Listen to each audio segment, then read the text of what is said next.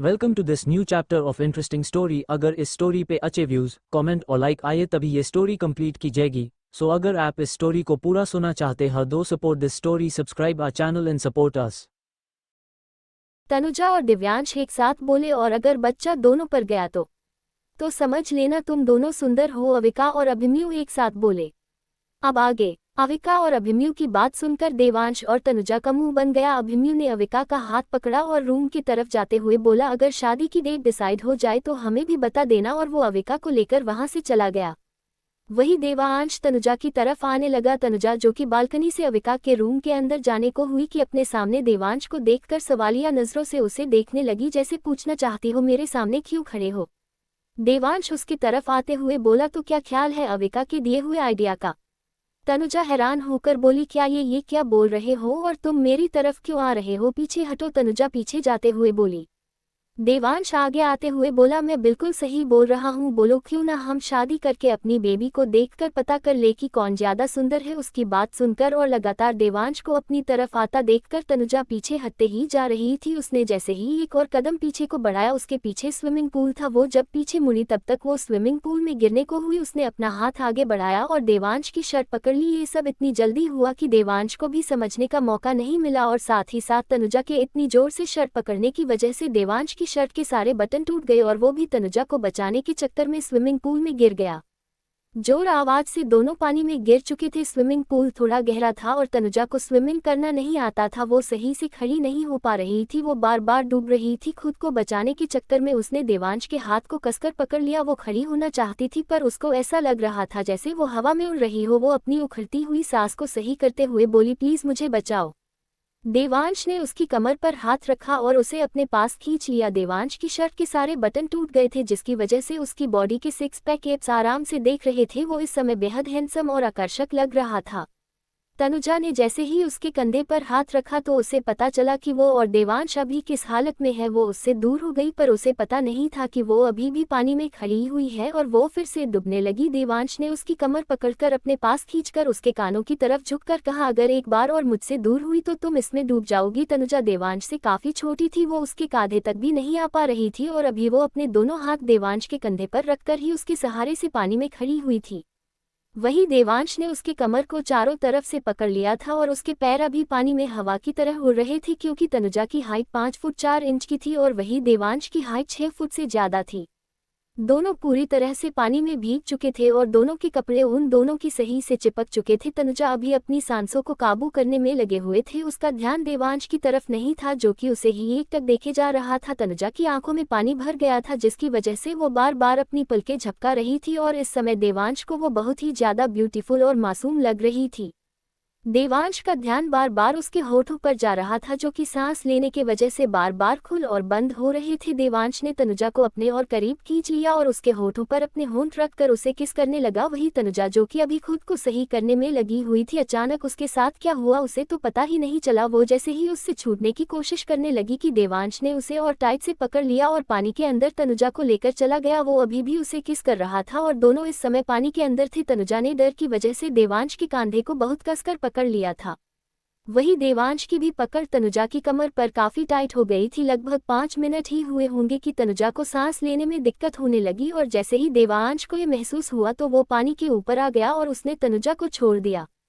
पर तनुजा फिर से पानी में डूबने की वजह से उसने देवांश के हाथों को पकड़ लिया। वो जोर जोर से सांसें लेने लगी। देवांश ने उसके चेहरे पर चिपके हुए बालों को उसके कानों के पीछे कर दिया और उसे देखने लगा। तनुजा का चेहरा लाल पड़ गया था। वो अभी देवांश की तरफ नहीं देख रही थी। जब उसने खुद की सांसों को काबू कर लिया तो वो देवांश को घूरते हुए बोली, तुम्हारी हिम्मत कैसे हुई मुझे किस करने की। वो कुछ और कहती कि देवांश बोला, तो क्या मैं तुम्हें छोड़ दूं। तनुजा ने जैसे देवांश की बात सुनी वो उसके गले से लिपट गई और बोली, बिल्कुल नहीं, मुझे बाहर निकालो यहाँ से। देवांश उसकी कमर पकड़कर अपने पास खींचते हुए बोला, हाय मुझे ऑर्डर दे रही हो। तो तनुजा उसे घूरते हुए बोली, तुम पहले मुझे यहाँ से बाहर निकालो वरना। देवांश ने उसे कमर पकड़कर स्विमिंग पूल के बाहर बैठा दिया और वो खुद अभी स्विमिंग पूल के अंदर खड़ा हुआ था। वो तनुजा को देख रहा था, जिसके कपड़े उसके पूरे शरीर से चिपक चुके थे और इसकी वजह से उसकी शरीर की बनावट साफ साफ दिख रही थी। तनुजा ने अभी व्हाइट कलर की शर्ट पहनी हुई थी और उसके अंदर ब्लैक कलर की ब्रा, जिसकी वजह से उसकी ब्रा साफ साफ दिख रही थी, क्योंकि व्हाइट कलर की शर्ट ब्लैक कलर की ब्रा में चिपक चुकी थी। तनुजा जैसे ही वहां से जाने कोई कि देवांश ने फिर से अपने पैरों के बल खड़े होकर तनुजा के होठों को हल्के से चूम लिया और पीछे हट गया। वही तनुजा तो शॉक में रह गई कि अभी उसके साथ हुआ तो हुआ क्या। वो जब तक कुछ समझ पाती तब तक देवांश भी स्विमिंग पूल ने पूल से बाहर आ चुका था और तनुजा का हाथ पकड़कर बोला चलो भी अब चेंज भी करना है। तो तनुजा अपने होश में आए और बोली क्या कर रहे हो तुम, अभी मेरा हाथ छोड़ो।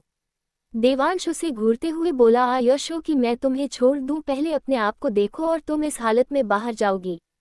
तनुजा उसे घूरती हुई बोली क्यों, मैंने कपड़े पहने हुए तो है और मैं इस हालत में बाहर क्यों नहीं जा सकती। देवांश उसकी तरफ आते हुए बोला तुम नहीं जा सकती, समझी तुम। तनुजा बोली मैं जाऊंगी, समझे तुम। देवांश अपने दांत किटकिटाते हुए बोला बेवकूफ लड़की, पहले खुद को तो देखो। तनुजा ने जैसे खुद को देखो उसने अपने दोनों हाथ अपनी चेस्ट पर रख लिया और देवांश की तरफ देखकर बोली तुम मुझे पहले नहीं बता सकते थे और तुम कितने बेशर्म हो, तुम मुझे ऐसे कैसे देख रहे हो। देवांश मुस्कुराते हुए बोला अरे मैं तो अपने माल को देख रहा हूँ, किसी और को तो नहीं देख रहा हूँ। और ये सब छोड़ो, अभी हम अभिमन्यु और अविका के रूम में हैं। तनुजा उदास होकर बोली अब मैं क्या करूं, मैं तो अपने कपड़े भी लेकर नहीं आई हूं। देवांश बोला डोंट वरी, मैं हूं ना। तनुजा उसे घूरते हुए बोली तुम्हारी वजह से ये सब हुआ है। देवांश बोला अच्छा ये सब मेरी वजह से हुआ है, ठीक है तो फिर मुझे तुम्हारी मदद करने में कोई फर्क नहीं है, जाओ जाना है जहां तुम्हें। उसने तनुजा का हाथ छोड़ दिया। तनुजा बोली बिल्कुल नहीं, मैं इस हालत में कहाँ जाऊंगी। देवांश बोला जहां जाना है जाओ, मुझसे क्या पूछ रही हो। तनुजा ने एक नज़र देवांश को देखा और अभी कुछ देर पहली हुई किस को याद कर कर उसके चेहरे पर एक शैतानी मुस्कुराहट आ गई। तनुजा अविका के रूम की तरफ जाते हुए बोली ठीक है तो फिर मैं जा रही हूँ, अगर मुझे कोई मेल सर्विस मिल गया तो मुझसे मत कहना। देवांश ने जैसे ही तनुजा की बात सुनी उसने उसका हाथ पकड़ अपनी तरफ खींच लिया और उसका चेहरा पकड़कर खुद उसके चेहरे के करीब आकर बोला तुम्हें इस तरह से देखने का हक सिर्फ मेरे पास है और किसी के पास नहीं, समझी तुम। उसने उसका हाथ पकड़ा और वो दोनों बालकनी से अविका के रूम में आ गए। देवांश ने अपनी पॉकेट से फोन निकाला जो कि पानी में पूरा भीग चुका था, पर उसका फोन वाटरप्रूफ था, इसकी वजह से उसे इसकी कोई टेंशन नहीं थी। उसने अभिमन्यु को एक मैसेज टाइप किया और अपना फोन बेड पर फेंक दिया। वो तनुजा की तरफ देखकर बोला जाओ और जाकर अविका के कपड़े पहन लो। तनुजा ने हाँ में सिर हिलाया और चेंजिंग रूम में अविका के कपड़े को लेकर बाथरूम में चली गई। वही देवांश ने रूम में ही अभिमन्यु के कपड़े पहन लिए। अब आगे नीचे अविका सीढ़ियों की तरफ देखकर अभिमन्यु से बोली अरे ये देवांश भाई और तनुजा इतनी देर में आए क्या, कहीं ऐसा तो नहीं कि उन लोगों की वहां भी लड़ाई हो गई हो क्या, मुझे वहां जाना चाहिए। वो उठकर जैसे ही जाने को हुई कि अभिमन्यु ने उसका हाथ पकड़ लिया और वापस उसे सोफे पर बैठा दिया। अविका सवालिया नजरों से अभिमन्यु को देखने लगी। अभिमन्यु ने अपना फोन अविका की तरफ कर दिया जिस पर अभी 2 मिनट पहले ही देवांश का मैसेज आया था।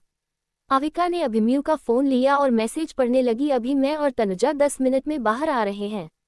मैसेज पढ़कर अविका बोली इसका क्या मतलब है कि 10 मिनट बाद बाहर आ रहे हैं, क्या वो अंदर लड़ाई कर रहे हैं और आप इतने शांत होकर कैसे बैठ सकते हो। अगर वो कुछ और बोल पाती कि अभिमन्यु ने उसके होठों पर अपनी एक उंगली रख दी और बोला शश चुप रहो, कुछ नहीं हुआ है और हाँ अभी वो लोग हम दोनों के कपड़े पहन कर आ रहे होंगे, तुम ऐसे प्रिटेंड करना जैसे कि कुछ हुआ ही ना हो, समझी तुम। ना ही कोई सवाल करना और ना ही ये पूछना कि उन्हें इतनी देर क्यों लगी है, ठीक है। अविका नासमझी में बोली 1 मिनट, वो हमारे कपड़े क्यों पहन कर आएंगे, उनके कपड़ों को क्या हुआ है और मैं सवाल क्यों ना पूछो, आप कैसी बातें कर रहे हो, मुझे कुछ समझ में नहीं आ रहा है। अभिमन्यु ने अविका को देखा जो कि ये सब बहुत मासूमियत से बोल रही थी। उसने उसकी कमर को पकड़कर अपनी गोद में बिठा लिया और उसके कान में कुछ कहा जिसे सुनकर अविका के चेहरे पर एक मुस्कान आ गई। वो खुश होकर बोली ये तो बहुत अच्छी बात है, यानी कि देवांश भाई अब तनुजा से शादी कर लेंगे। तो अभिमन्यु ने हाँ में सिर हिलाया, पर वो थोड़ा उदास भी हो गया और अविका उसकी उदासी समझ गई। वो उसे देखकर बोली क्या कोई बात है।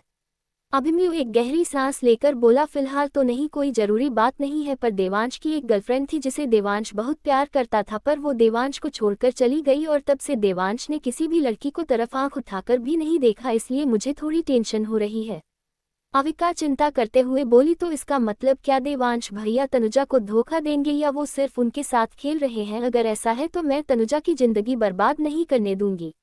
अभिमन्यु बोला ये तुम कैसी बातें कर रही हो, तनुजा मेरी साली है और वो तुम्हारी बहुत अच्छी दोस्त भी, तुम्हें लगता है कि मैं तनुजा की जिंदगी खराब होने दूंगा, मैं उसे छोटी बहन मानता हूँ। मुझे टेंशन इस बात की है अगर देवांश की जिंदगी में फिर से उसकी एक्स गर्लफ्रेंड आ गई तो क्या देवांश तनुजा को छोड़ देगा, लेकिन मुझे उससे बात करनी होगी। अविका बोली आपको देवांश भैया से बात करनी ही होगी।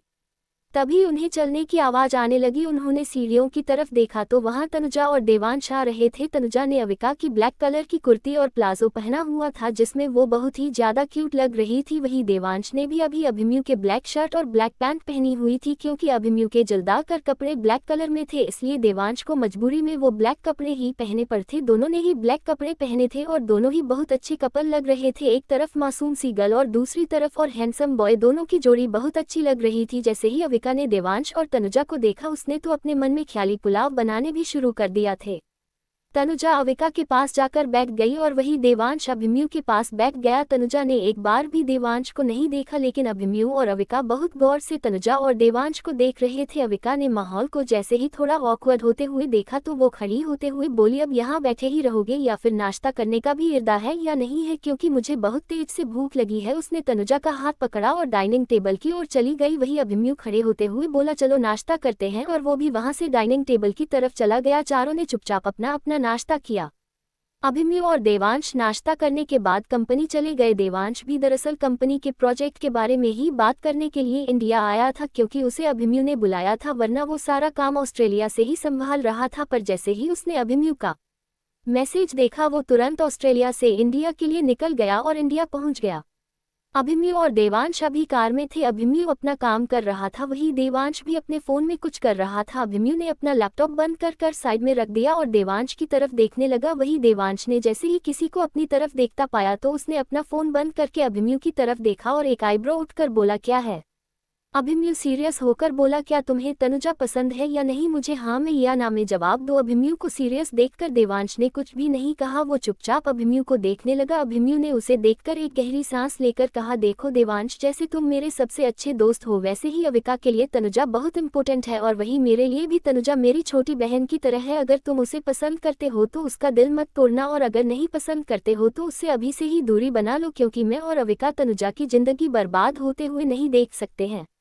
देवांश बोला, मुझे कुछ समझ में नहीं आ रहा है यार, मैं जब भी उसके पास होता हूँ तो मुझे बहुत अच्छा लगता है, ऐसा लगता है जैसे दिल को सुकून मिल गया हो। मैंने तनुजा को फर्स्ट टाइम तेरी शादी वाले दिन देखा था और तब से मुझे वो पसंद भी आने लगी है, पर डरता हूँ यार कहीं वो भी मुझे छोड़कर चली गई तो मैं बिखर जाऊंगा। बहुत मुश्किल से खुद को संभाला है मैंने, और अगर वो भी मुझे छोड़कर चली गई तो मैं खुद को कैसे संभाल पाऊंगा, इसलिए अपने कदम आगे बढ़ाने से पहले डरता हूँ मैं। मुझे कुछ भी समझ में नहीं आ रहा है, मैं क्या करूँ? दिल करता है कि मैं उससे प्यार करूँ पर उसे खोने से भी डरता हूँ यार, कहीं वो भी मुझे छोड़ उस क्रिस्टल की तरह चली गई तो।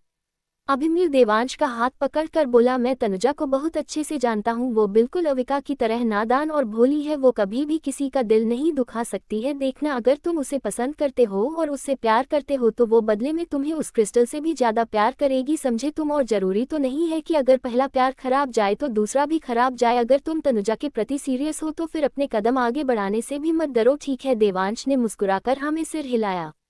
अविका और तनुजा दोनों अभी सोफे पर बैठी हुई थी और अविका तनुजा को बहुत गौर से देख रही थी। तनुजा नाराज होकर बोली, क्या हुआ है, तुम्हें ऐसे क्या देख रही हो? अविका ने अपनी आंखें छोटी करते हुए कहा, तनुजा मुखर्जी, क्या तुम्हें पता है कि तुम्हें प्यार हो गया है?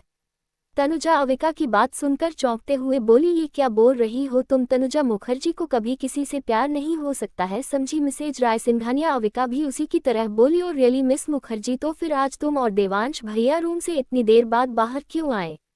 अविका की बात सुनकर तनुजा के मुंह में ताला लग गया और उसके दोनों गाल लाल हो गए। अविका उसको ऐसे देखकर जोर जोर से हंसने लगी और बोली, मैंने सही कहा था, इसका मतलब तुम देवांश भैया को पसंद करने लगी हो, क्यों? सही कहा ना?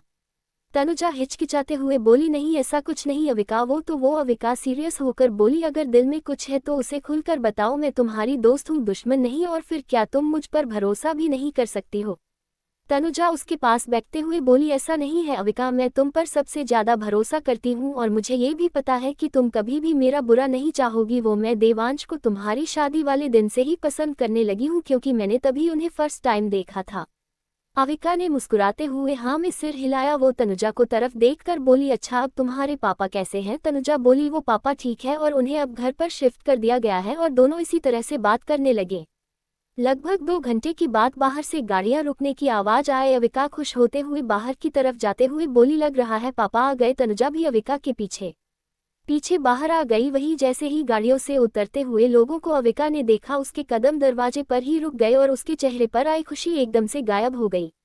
लगभग 2 घंटे की बाद बाहर से गाड़ियां रुकने की आवाज आए। अविका खुश होते हुए बाहर की तरफ जाते हुए बोली, लग रहा है पापा आ गए। तनुजा भी अविका के पीछे पीछे बाहर आ गई। वही जैसे ही गाड़ियों से उतरते हुए लोगों को अविका ने देखा, उसके कदम दरवाजे पर ही रुक गए और उसके चेहरे पर आई खुशी एकदम से गायब हो गई।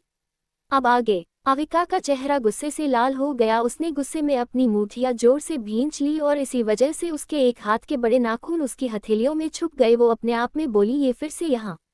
वही तनुजा भी जो अविका के साथ आई थी, सामने अनुष्का को देखकर वहीं रुक गई, क्योंकि सामने अनुष्का राजवीर जी के साथ खड़ी हुई थी और वो अभी अविका को एक शैतानी मुस्कान मुस्कुराते हुए देख रही थी।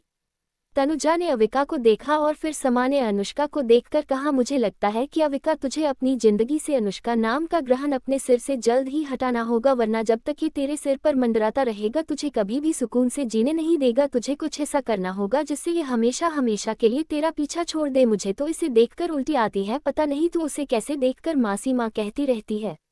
अविका उसे घूरते हुए बोली, ओ हेलो, मैं उन्हें मासी माँ तो नहीं कहती हूँ। तनुजा अपने दांत दिखाते हुए बोली, हाँ बिल्कुल, पर तू इस एनाकोंडी को मासी तो कहती है ना। और सामने देखने लगी। अविका को तनुजा की बात सुनकर हंसी आ गई, पर उसने खुद की हंसी को कंट्रोल किया और सामने देखने लगी। अनुष्का ने राजवीर जी का हाथ पकड़ा हुआ था और राजवीर जी भी अनुष्का का हाथ पकड़े हुए थे। अविका ने गौर से राजवीर जी को देखा तो उनके चेहरे पर चिंता की लकीरें थी। हालांकि वो उन्हें छुपाने की कोशिश कर रहे थे, पर अविका भी अपने पापा को बहुत अच्छे से जानती थी। आखिर वही तो एक दूसरे की दुनिया थी, तो फिर वो अपने पापा को कैसे नहीं पहचानती। अभी उसके पापा के चेहरे पर चिंता दिख रही थी और वो अनुष्का का हाथ पकड़े हुए बेशक थे, पर उन्हें देखकर ऐसा लग रहा था जैसे वो ये सब मजबूरी में कर रहे हो। अविका राजवीर जी के पास गई और उनका हाथ पकड़कर अनुष्का से अलग कर दिया और उनके गले मिलकर बोली, कैसे हैं आप और आपको इतनी देर क्यों लग गई। अनुष्का को गुस्सा तो बहुत आया। उसने अपने हाथ को देखा जिसमें अभी कुछ देर पहले राजवीर जी का हाथ था। उसने गुस्से में अपनी मूठियां जोर से भींच ली और घूरते हुए अविका को देखने लगी। वही अविका ने पूरी तरह से अनुष्का को इग्नोर कर दिया। राजवीर जी भी अविका को देखकर खुश होते हुए बोले, मैं ठीक हूँ अविका बेटा, और तुम कैसी हो, क्या अब तुम्हारी चोट ठीक है।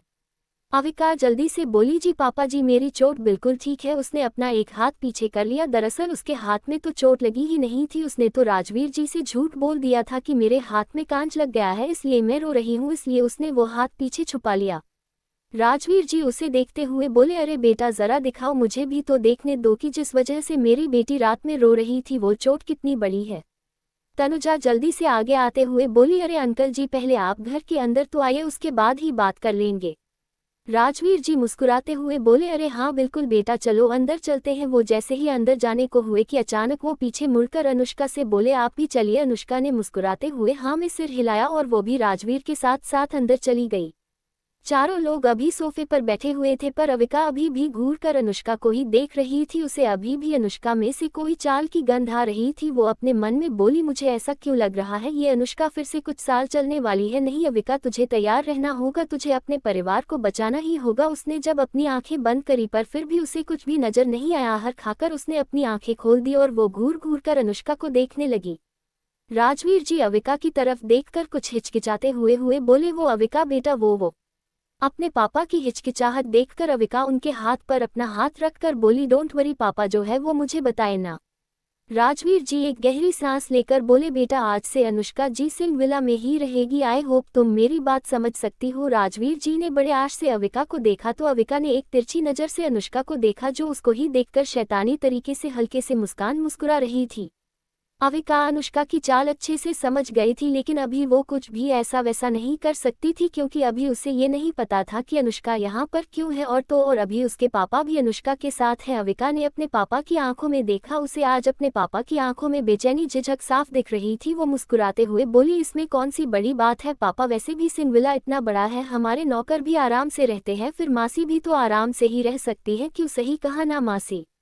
अनुष्का अपने दांत गुस्से में किटकिटाते हुए बोली, तुम्हारा कहने का मतलब क्या है, मैं क्या नौकरानी हूँ। अविका अपने दांत दिखाते हुए बोली, अरे नहीं मासी, आप तो हमारी मेहमान हैं, आपको मैं नौकरानी से कैसे कंपेयर कर सकती हूँ। खैर मासी, अभी आप गेस्ट रूम में रुक जाए। उसने एक मेड को बुलाकर अनुष्का को गेस्ट रूम की तरफ का रास्ता बता दिया।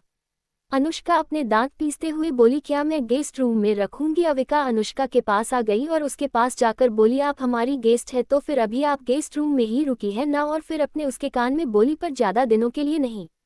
इतना कहकर वो तुरंत राजवीर जी की तरफ गई और बोली, पापा आप भी आराम कीजिए, हम बाद में बात करेंगे। राजवीर जी ने हाँ में सिर हिलाया और वो बिना अनुष्का की तरफ देखे तुरंत अपने रूम में चले गए। वही अनुष्का ने राजवीर जी के इस बिहेव से गुस्से में अपनी मुट्ठी बंद कर ली, पर अगले पल उसे जैसे ही कुछ याद आया उसके चेहरे पर एक शैतानी मुस्कुराहट आ गई। वो अविका को देखकर बोली, मैं ज्यादा दिनों के लिए गेस्ट रूम में नहीं जा रही हूँ अविका, और वहां से मेड के साथ गेस्ट रूम की तरफ चली गई। वहीं अविका तनुजा को देखने लगी और अभी अनुष्का की कही हुई बातों को समझने की कोशिश करने लगी, पर उसे कुछ भी समझ में नहीं आया कि अभी अनुष्का उसे ये क्यों कहकर गई कि वो मैं ज्यादा दिनों के लिए गेस्ट रूम में नहीं जा रही है। क्या वो कुछ दिनों बाद खुद ही यहाँ से चली जाएगी? तनुजा अविका के पीछे से कंधे पर हाथ रखकर बोली, ये एनाकोंडी अभी अभी क्या कहकर गई थी? ज्यादा दिनों के लिए गेस्ट रूम में नहीं रहने से मतलब क्या है? क्या ये हमारे घर में अपना बसेरा करेगी? मुझे ऐसा लग रहा है जैसे ये कुछ बड़ा सोच रही है। तनुजा फिर से अविका को देखकर परेशान होकर बोली, नहीं अविका, ये बहुत बुरी है, तुझे कुछ ना कुछ तो जरूर करना होगा। कहीं फिर से ये तुम्हें और अभिमन्यु को अलग करने की तो नहीं सोच रहे हैं? तनुजा की बात सुनकर अविका भी परेशान होकर बोली, कुछ कह नहीं सकते हैं, खैर अभी तुम रूम में जाओ और आराम करो, हम बाद में बात करते हैं। इतना कहकर अविका अपने रूम में चली गई कि तभी अचानक। अगर चैप्टर थोड़ा सा भी अच्छा लगे तो प्लीज़ मुझे कमेंट करके ज़रूर बताना। अविका जैसे ही रूम के अंदर आए अचानक उसका फ़ोन बजा। उसने फ़ोन उठाया तो इधर उधर से कोई अनजानी आवाज़ आए, हेलो क्या आप अविका सिंह बोल रही है? अविका हैरान होकर बोली, जी बोलिए, मैं अविका सिंह बोल रही हूँ, कहीं आपको क्या बात करनी है? उधर से फिर से आवाज़ आए, मिस अविका, वो एक्चुअली मैं पुलिस स्टेशन से इंस्पेक्टर रंजीत बोल रहा हूँ। दरअसल मुझे आपसे ये बात कहनी थी कि उस दिन आपको जिस लड़की ने किडनैप किया था, मेरा मतलब है मिस सानिया ने, वो आपसे मिलना चाहती है, तो क्या आप उनसे पुलिस स्टेशन में मिलने आ सकती है? अविका अपने मन में बोली, इस सानिया मुझे मिलने क्यों बुला रही है? क्या मुझे पुलिस स्टेशन जाना चाहिए? और अगर उसने कुछ कर दिया तो? फिर से रंजीत की आवाज़ आए, हेलो मिस अविका, क्या आप यहाँ पर आ सकती है? अविका बोली, जी इंस्पेक्टर, मैं लगभग 1 घंटे में वहाँ पहुँच जाऊँगी। इंस्पेक्टर जल्दी से बोला, जी जी मिस अविका, थैंक यू, हम आपका इंतजार करेंगे। और उन्होंने फ़ोन काट दिया। अविका ने अपने कार की चाबी उठाए और वो सिंह विला से बाहर आ गई। वो जैसे ही कार में बैठने को हुई कि अचानक उसे पीछे से तनुजा की आवाज़ आई। उसने पीछे मुड़कर देखा तो वहाँ तनुजा नहीं थी, पर फिर से उसके कानों में तनुजा की आवाज़ आई है, अविका मैं यहाँ ऊपर हूँ। अविका ने बालकनी में देखा तो वहाँ तनुजा खड़ी होकर उसकी ही तरफ हाथ हिला रही थी। तुम कहाँ जा रही हो? तनुजा बंदर की तरफ कूदते हुए बोली। अविका थोड़ी जोर से बोली, मैं बाहर जा रही हूँ, 2 घंटे बाद आ जाऊंगी। तनुजा ने जैसे ही अविका की बात सुनी तो वो जल्दी से बोली, अरे मैं भी हूँ। अविका कुछ कह पाती कि तब तक तनुजा अपनी बालकनी से चली गई और पलक झपकते ही वो अविका के सामने खड़ी हुई थी। अविका ने हैरानी से तनुजा को देखा जो कि अपनी सांसों को काबू करने में लगे हुए थे। शायद वो जल्दी से भागते हुए अविका तक पहुंची थी। वो अविका के कुछ कहने से पहले ही गाड़ी में बैठ चुकी थी। अविका ने एक नज़र तनुजा को देखा, फिर अपना सिर में हिलाते हुए बोली, इसका कुछ नहीं हो सकता, और वो भी ड्राइवर सीट पर बैठ गई। उसने कार स्टार्ट की और कार पुलिस स्टेशन की तरफ मोड़ दी।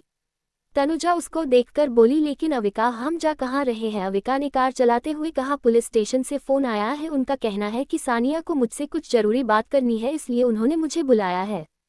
तनुजा परेशान होकर बोली, अरे लेकिन अगर उसने तेरे साथ कुछ कर दिया तो? नहीं नहीं, मैं तुझे वहां नहीं जाने दूंगी। गाड़ी वापस विला की तरफ मोड़, हमें वापस घर चलाना चाहिए। अविका ने एक नज़र देखकर सामने देखते हुए बोली, कुछ नहीं होगा, पुलिस ने मेरी सेफ्टी की जिम्मेदारी ली है और जहां मैं सानिया से बात करूंगी वहां पर पहले से ही पुलिस ने 2 लेडीज कांस्टेबल को रखा होगा, इसलिए मुझे कोई टेंशन नहीं है। और मैं भी तो सुनूं कि वो मुझसे आखिर ऐसी क्या बात करना चाहती है। तनुजा उसे देखकर बोली, तो क्या इस बारे में अभिमन्यु जीजू को कुछ पता है? क्या हमें उन्हें बताना चाहिए? अविका बोली, डोंट वरी, मैं उन्हें बाकी सारी बातें एक साथ ही बता दूंगी। अभी मुझे लगता है कि मुझे वहां पहुंचकर पहले ये पता करना है कि सानिया को आखिर मुझसे क्या कहना है। तनुजा परेशान होकर बोली, ध्यान रहे अविका, वो बहुत चालाक है, वो कुछ भी करके तुझे अपने जाल में फंसाना बहुत अच्छी तरीके से जानती है, तो तुझे उसके हर एक सवालों का जवाब बहुत सतर्क होकर देना होगा, क्योंकि तेरी एक भी कमजोरी को अगर सानिया ने पकड़ लिया तो वो तेरी कमजोरी को ताकत बना लेगी, समझी? और उसकी बातों पर इतनी जल्दी से विश्वास भी मत करना।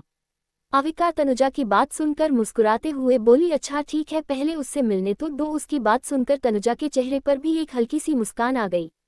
लगभग आधे घंटे बाद कार स्टेशन के सामने रुकी और वो दोनों एक साथ बाहर आकर बोली हम आ गए और एक दूसरे को देखकर हाँ में सिर हिला दिया। दोनों वहां से पुलिस स्टेशन के अंदर चली गई। जैसे ही वहां के लोगों ने अविका और तनुजा को देखा तो वो लोगों ने खड़े होकर उन्हें ग्रीट किया, क्योंकि उन्हें भी पता था कि वो दोनों लड़कियां कोई मामूली लड़कियां नहीं थी। वो दोनों लड़कियां बड़े बड़े खानदान से थी, तो फिर वो लोग कैसे उन्हें ग्रीट नहीं करते। अगर उनसे एक भी गलती हो जाती तो उनकी नौकरी तुरंत चली जाती।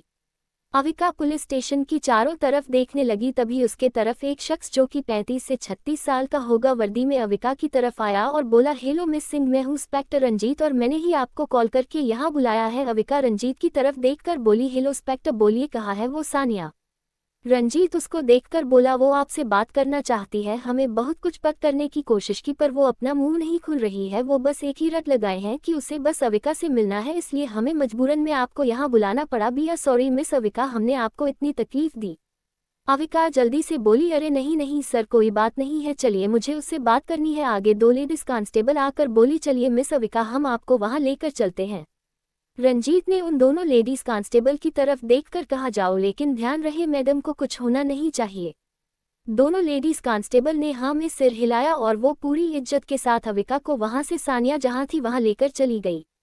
लगभग 5 मिनट बाद सानिया और अविका दोनों आमने सामने बैठी हुई थी। चारों तरफ अंधेरा ही अंधेरा था। जहां सानिया और अविका बैठी हुई थी बस वहीं पर एक हल्की सी रोशनी जल रही थी जो कि मोमबत्ती की थी, और वो लेडीज कांस्टेबल भी अभी वहां पर मौजूद नहीं थी। शायद अविका के कहने से ही वो दोनों वहां से बाहर चली गई थी। अविका सानिया को देखकर बोली, तो तुमने मुझे यहाँ क्यों बुलाया है, बोलो क्या बात है। सानिया अविका को देखकर बोली, तुम्हें सब पता था ना अविका, और तुम्हें ये भी अच्छे से पता था कि उस दिन मैंने तुम्हें किडनैप नहीं किया था बल्कि आदित्य ने किया था, और मेरे साथ साथ आदित्य अनुष्का भी तुम्हारी जान के पीछे पड़े हुए हैं। फिर भी तुमने उस दिन उन दोनों का नाम क्यों नहीं लिया, क्यों तुमने मुझे सिर्फ फंसने दिया। अविका गहरी सांस लेकर बोली, अगर तुम्हें मुझे से यही बात करनी है तो फिलहाल इस सवाल का मेरे पास कोई भी जवाब नहीं है। मुझे लगता है कि मुझे अभी जाना चाहिए। अगर तुम्हें कोई इंपॉर्टेंट बात करनी है तो वो बोलो। सानिया बोली, ओके ओके, मुझे तुमसे बहुत जरूरी बात करनी थी। वो अनुष्का आंटी का बेटा आदित्य नहीं है। इनफैक्ट अनुष्का आंटी तो अनमैरिड है, उसकी शादी नहीं हुई है और उन्होंने आदित्य को गोद लिया है। अविका आराम से बोली, हाँ तो ये बात तो मुझे पता है। सानिया हैरान होकर बोली, वो तुम्हें ये बात पता है तो फिर तुमने अभी तक उनके साथ कुछ किया क्यों नहीं। अविका एक शैतानी मुस्कान मुस्कुराते हुए बोली, मेरे पास अभी पूरे सबूत नहीं है और मैं बिना सबूतों के कुछ भी नहीं कर सकती हूँ। अगर तुम्हें मुझसे कोई काम है तो वो बताओ जिसमें मेरा भी फायदा हो, और फिर मैं तुम्हारी मदद करने के बारे में सोचूंगी। सानिया हैरान होकर बोली, पर तुम्हें कैसे पता कि मैं तुम्हारी मदद लूंगी। अविका एक व्यंग भरी मुस्कान मुस्कुराते हुए बोली, अच्छा जहां तक मुझे पता है तुम आदित्य और अनुष्का तीनों वो इंसान हो जो बिना पैसों के कुछ भी नहीं करते हो और पैसों के लिए सामने वाले की जान भी ले लेते हो, और ये बात फिलहाल मुझे बहुत अच्छे से पता है। अब ये बताओ कि तुम्हें मुझसे क्या काम है। सानिया बोली, मैं तुम्हें अनुष्का आदित्य के खिलाफ कुछ सबूत दूंगी जिसकी वजह से तुम उन्हें कम से कम अपने घर से तो निकाल ही सकती हो। हालांकि वो इतने ज्यादा पावरफुल नहीं है कि तुम उन दोनों को जेल पहुंचा सको, लेकिन वो सबूत उनके लिए इतने तो पावरफुल है ही कि तुम उन्हें अपने घर से बाहर निकाल सकती हो और अपने परिवार वालों की जान बचा सकती हो। पर क्या तुम मुझे इस जेल से बाहर निकालोगी? मैं वादा करती हूँ कि मैं तुम्हारी जान के पीछे नहीं पड़ूंगी और न ही तुम्हारे परिवार वालों से मेरा कोई लेना देना होगा। अविका अपनी आंखें छोटी करते हुए बोली, और मैं ये बातें कैसे मान लूं कि तुम मेरे परिवार को और मुझे नुकसान नहीं पहुंचोगी। जहां तक मुझे याद है तुम ये सब पैसों के लिए ही करती थी। सानिया बोली, अविका कुछ लोग होते हैं जो पर्दे के पीछे अच्छे होते हैं पर वो सामने बुरे बनने का ढोंग करते हैं। ठीक मेरे साथ भी वैसा ही हुआ है। तुम्हें पता है, मैं आज तुम्हें अपने बारे में बताती हूँ, सुनो मेरी बात। ना ही मैं घमंडी हूँ और ना ही मैं पैसों का गुरूर करती हूँ और ना ही मैं किसी की गुलाम बनना पसंद करती हूँ। तुम्हें पता है अविका, मुझे ऐसा लगता है कि काश तान्या की जगह मैं तुम्हारी दोस्त होती। वो हमेशा तुम्हें अच्छी राह पर चलने को कहती है, लेकिन मेरी ऐसी कोई दोस्त नहीं है। मैं एक गरीब परिवार की बेटी हूँ। मेरे पापा किसान थे और मेरी माँ एक सरकारी स्कूल की टीचर। मेरा एक छोटा 12 साल का भाई है। मेरे पापा और मेरी माँ कुछ काम के सिलसिले में शहर आए हुए थे और जिस बस से वो आ रहे थे उस बस का भयानक एक्सीडेंट हो गया और वो जल गई, जिसकी वजह से मेरे पापा और मम्मी की डेथ हो गई। मेरा इस दुनिया में मेरे भाई के सिवा कोई नहीं है। तब मैं सिर्फ 16 साल की थी। मैं गाँव वालों से बचकर अपने भाई को लेकर शहर आ गई और दर दर भटकने लगी। फिर मुझे अनुष्का ने सहारा दिया और उन्होंने ही मेरे भाई को और मुझे पढ़ाया लिखाया। हालांकि इसके लिए उन्होंने मेरे भाई को बंदी बना लिया और मुझे मजबूरी में वो सब कुछ करना पड़ा जो मुझे नहीं करना चाहिए था। अगर तुम्हें विश्वास नहीं हो तो तुम मेरे बारे में सब कुछ पता कर सकती हो।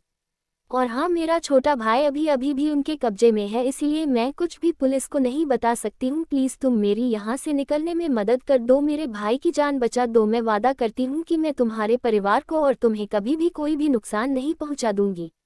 अविका सानिया की बात सुनकर हैरान हो गई। उसने अपनी आंखें बंद की तो उसे अपने पिछले जन्म में भी पता नहीं चला था कि सानिया ये सब कुछ मजबूरी में कर रही है। क्या वो घमंडी सिर्फ मजबूरी में बनी थी? लेकिन ऐसा कैसे हो सकता है? अपने 5 साल के एक्सपीरियंस से वो इतना तो पता कर सकती थी कि सानिया ने अभी जो कुछ कहा है उसमें कुछ बातें सच है, पर अभी उसे पूरी तरह से सानिया पर भरोसा नहीं करना था। इसलिए अविका एक गहरी सांस लेकर बोली, और मैं तुम्हारे बातों पर भरोसा कैसे कर लूं? क्या तुम आदित्य से प्यार नहीं करती हो? सानिया मुस्कुराते हुए बोली, प्यार मैं आदित्य से अपनी जान से ज्यादा भी प्यार करती हूँ, पर उसे और अनुष्का को प्यार से कोई लेना देना नहीं है। उन्हें तो सिर्फ पैसा प्रॉपर्टी प्रिय है और इसके लिए वो एक दूसरे की जान लेने से भी पीछे नहीं हटेंगे। अगर मेरा भाई उन दोनों के कब्जे में नहीं होता तो मैं उन दोनों के इशारों की कठपुतली नहीं बनी होती। अविका बोली, ठीक है, अभी तुमने जो कुछ भी कहा है मैं उस सब के बारे में पता लगवाऊंगी और तुम्हारी पूरी बीती जिंदगी के बारे में सारी खबर अपने पास रखूंगी। और अगर तुम्हारी बातों में से एक बात अगर झूठी निकले तो मैं तुमसे वादा करती हूँ कि मैं तुम्हें यही मरवा दूंगी। सानिया अविका को देखकर उदास होकर बोली, मैं अपने भाई की कसम खाकर कहती हूँ अविका, मैंने जो कुछ भी कहा है वो बिल्कुल सच है। अगर तुम्हें विश्वास नहीं है तो तुम मेरे बारे में सब कुछ पता कर सकती हो। तभी दोनों लेडीज कांस्टेबल आकर अविका से बोली, मैम मिलने का समय खत्म हो गया है। अविका ने हल्के से सिर हिलाया और उसने सानिया की तरफ देखकर एक हल्की सी मुस्कान पास की। सानिया ने भी एक हल्की सी मुस्कान पास है और वो कांस्टेबल के साथ वहां से चली गई। उसने पीछे मुड़कर एक बार अविका को देखा जो उसे ही देख रही थी। वहीं अभी सानिया की आंखों में दर्द साफ दिख रहा था, पर उसे समझ में नहीं आ रहा था कि वो सानिया की बातों पर विश्वास करे या ना करे। वो भी वहां से बाहर आ गई। उसका चेहरा उतरा हुआ था और उसके दिमाग में सानिया की बातें ही चल रही थी। तनुजा अविका के पास आकर बोली, अविका क्या कहा उस सानिया ने? क्या वो तुझसे खुद को बाहर निकालने की रिक्वेस्ट कर रही थी? बोलो अविका।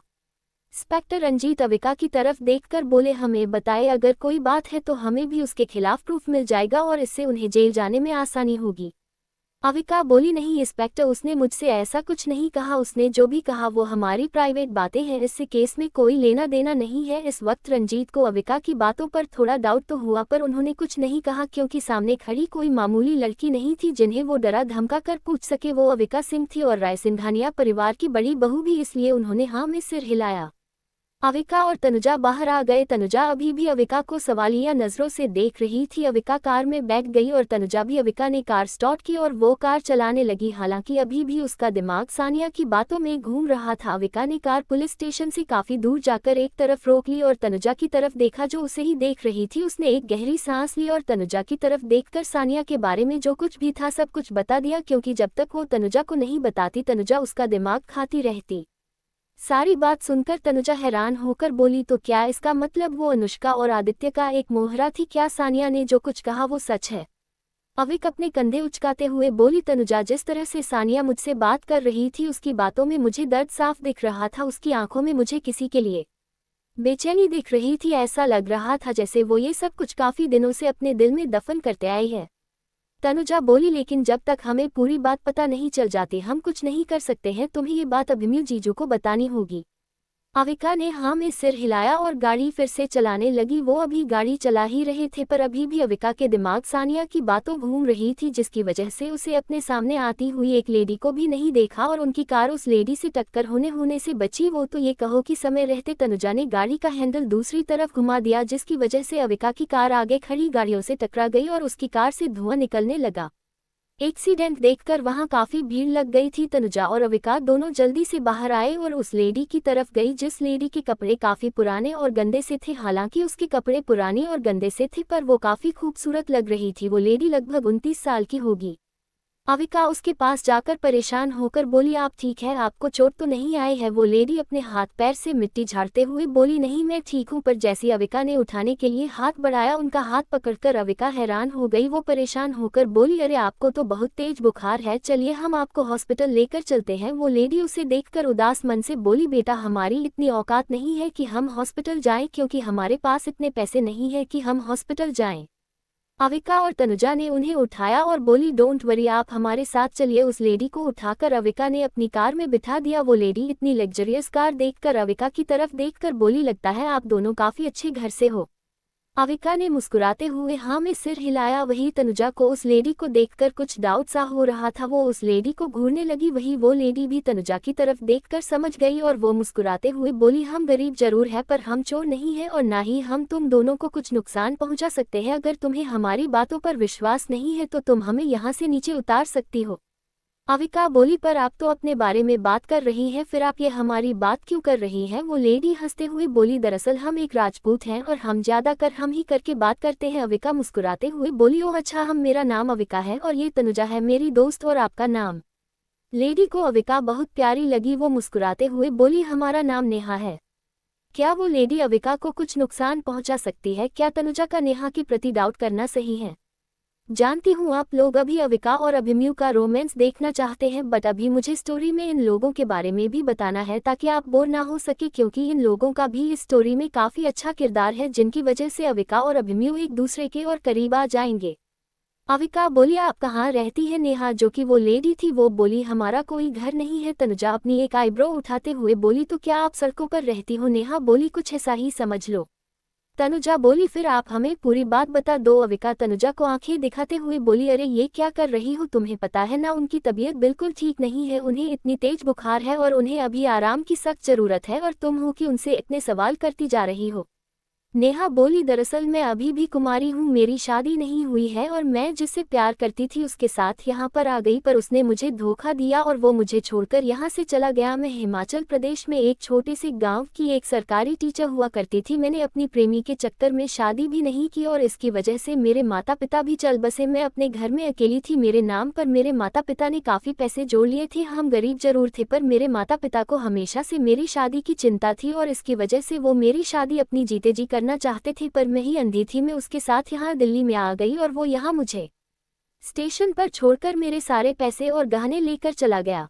मैंने अपनी नाक की नथ को बेचकर कुछ दिन के लिए पेट पाल लिया, पर मैं यहाँ के बारे में कुछ नहीं जानती थी। हालांकि मैं एक सरकारी टीचर थी पर वो भी गांव की, इसलिए मुझे शहर के तौर तरीके के बारे में ज़्यादा नहीं पता था और तब से मैं 1 महीने से यही रेलवे स्टेशन पर ही रह रही हूँ। मेरे पास इतने पैसे नहीं है कि मैं वापस हिमाचल प्रदेश जा सकूँ। मैंने ट्रेन से कोशिश भी की जाने की, पर मेरे पास टिकट नहीं था, जिसकी वजह से टीटी ने मुझे ट्रेन से बाहर निकाल कर फेंक दिया।